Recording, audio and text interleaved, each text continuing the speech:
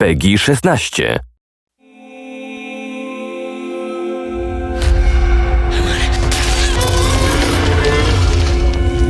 When you think of fear, it's a response in your body. So it's not something you're thinking about. You respond to fear in a really physical way. My name is Paul Ruskay. I'm the audio director on The Chant. One of the main influences was John Carpenter soundtracks from the 70s. It's a project that reminds me why I got into this in the first place. I was introduced to Paul shortly after starting our first prototype. Paul really quickly started throwing out a lot of experimental soundscapes and so forth that were quite different.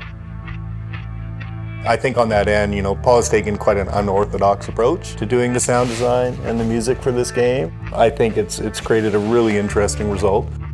The game's quite colorful, and we were looking at a lot of late 70s, early 80s horror. Movies like Suspiria, movies like Phantasm, and movies like The Wicker Man and so forth. I think we talked early on about just having a general kind of more analog feel, because when using synths, sometimes that can create a digital landscape, and since the game is in a very natural environment, there's no real technology about, and it's on the edge of the West Coast. Having that analog feel and that experimental soundscape was really important. And also combining it with a new age spirituality we thought would be a pretty interesting take.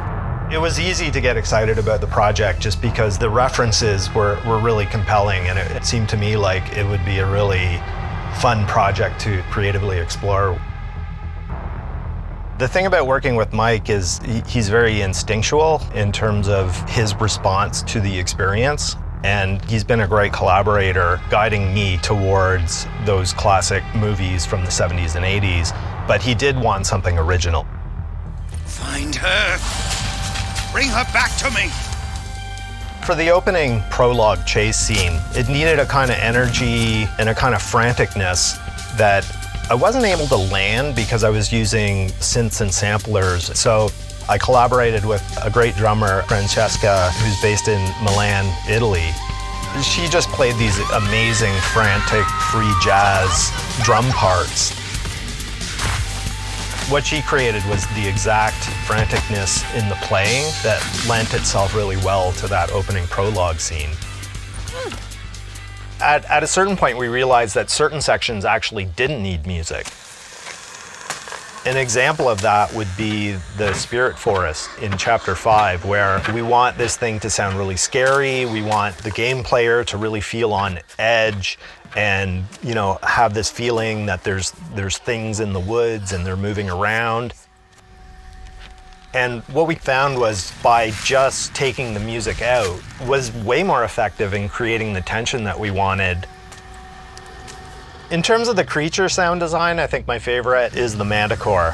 What is that thing? Just because it's such a strange looking creature and how it responds when it's attacked and what it sounds like when it's attacking.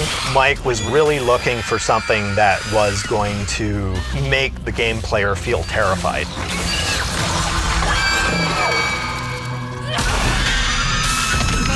What's been really great about the audio approach and the feedback from Mike is being enabled to try things out that are a bit experimental, that are not a conventional solution. He's always pushed me to take risks in terms of, okay, don't do anything that sounds like everything else. It's also kind of necessary at times, because we do have some things in our game that aren't very orthodox. Like sometimes we'll be sitting there talking like, well, what does it sound like to throw salt at an interdimensional creature? And we can't really draw on a lot of other sources for that.